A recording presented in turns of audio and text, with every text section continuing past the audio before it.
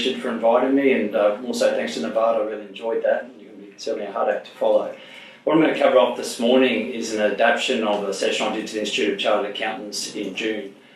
So the spirit of those breakfasts is that the larger firms share experiences with the smaller firms and just try and identify some risk areas because they might be stuck in their day-to-day activity, and we just get up there and let them know some stuff that they may not cover off on a regular basis.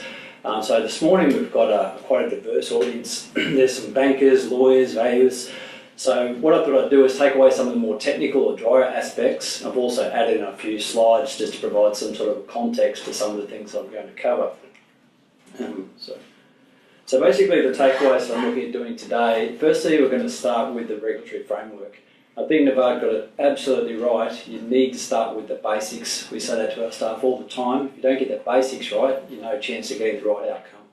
So when we talk about valuations, a big part of what we do is our instructions or our scope. So I'll just identify a few potential limitations there. There's also some real dead giveaways as to whether someone knows what they're doing in the valuation space, so I'll help you avoid those if you're doing some valuations. Secondly, we're going to look at, is cash surplus? So I know it sounds a little bit Irish to talk about cash in a pre-insolvency arrangement, but as the guys have just discussed, cash is king when you're looking at turnarounds. And often when we're doing a valuation or a restructure of a larger group, there are some profitable divisions or profitable entities there, and the cash outcome can materially affect the valuation. So what I'll cover off initially is theory, so you understand the principles. Then I'll walk you through in some degree of detail quite a large case study that we worked on earlier in the year. It absorbed our staff for about 6 weeks, so it's quite a large one. Then we'll look at weighted average cost of capital, which accountants call WACC, you'll see up there. So basically that's when we're looking at forecast. Interest rates have come down. We've had a subdued period over a long time, so it's been depressed conditions for 4 or 5 years now. So when you plug the numbers into your standard formulas, you get some results that spit out that might be a little bit inconsistent with what you would expect in more depressed times. So I'll cover off some ways where you might be able to exercise some judgment to get a better outcome there. The last thing I'll cover off in some detail is capitalisation models and the impact of premiums and discounts. Because in my experience, it's probably the area that gets, is wrong most times when I look at someone who's a hobby valuer.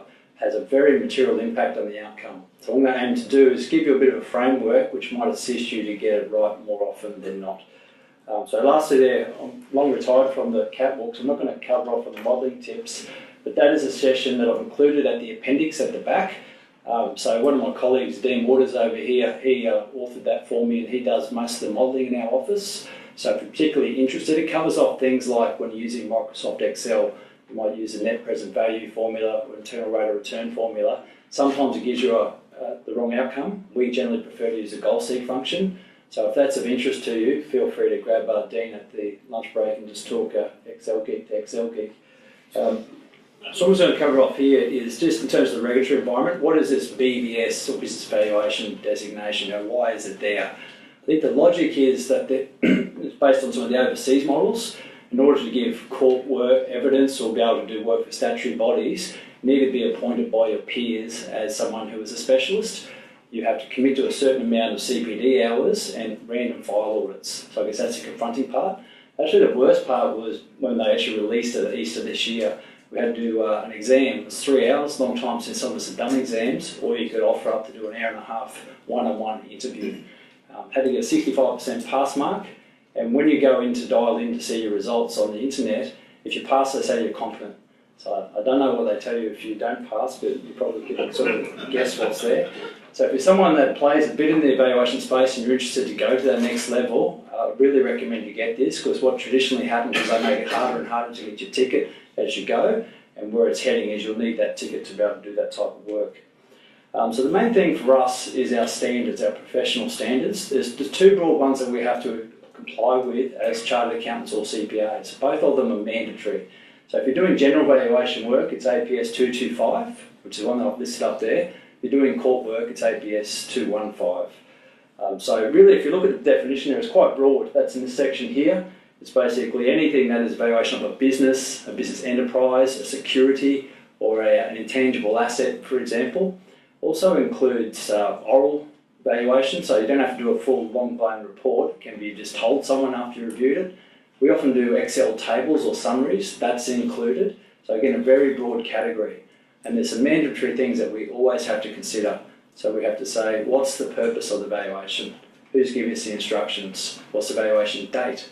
What's the information we've relied on? What are some of the limitations? So WMS, we include all that in our cover letter. We've got a standard cover letter where you're obliged to tick off all the requirements. And that's probably the first obvious giveaway if someone knows what they're doing in the valuation space. And they don't make reference to the standard, they don't cover off those fundamental items, means they've got no real idea of what they're doing.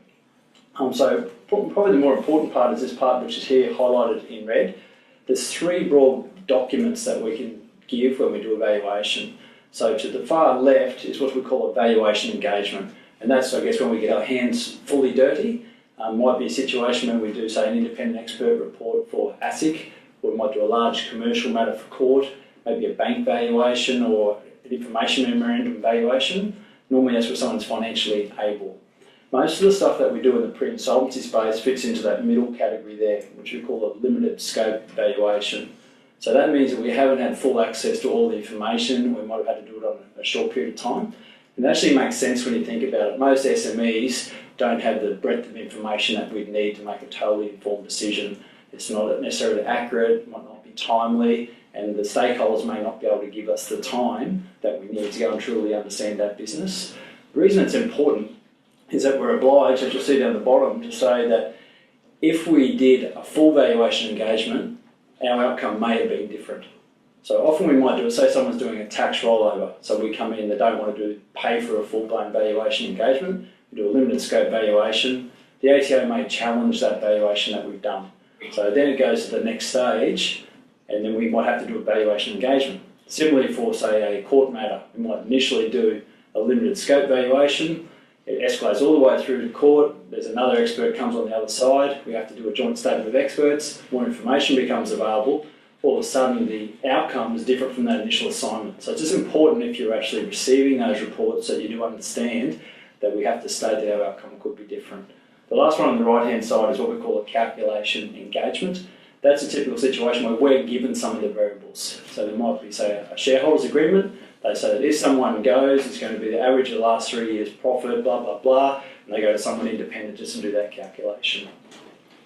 So the last slide I have on this sort of introductory piece, and it gives you, again, a real good context as to why most of our valuations aren't valuation engagements. You'll see there that we have to give comprehensive analysis of every single section. So the economic environment, the actual industry that they operate, then we have to look at the non-financial specific indicators of that business, then the financial ones. You get a bit of the feel. You generally don't have the budget or the information to do that. And then when you look at the limited scope, there's quite a lot of restrictions there. So the last 3 days leading up to this was the biannual business valuation conference down in Sydney. And one of the main points of discussion was there needs to be somewhere between here and here. So rather than doing something for $2 or $3 grand, which has all the disclaimers over saying you can't rely on it, through to something that's quite an expensive exercise, might take 5 or 6 weeks to do, there needs to be somewhere in the middle. So hopefully, I guess what I want you to take away there is if you're doing valuations as a practitioner, make sure you have regard to what the standard is, whether you're CPA or CA, they're both mandatory. And if you're receiving a valuation, make sure you understand what's the basis of the scope.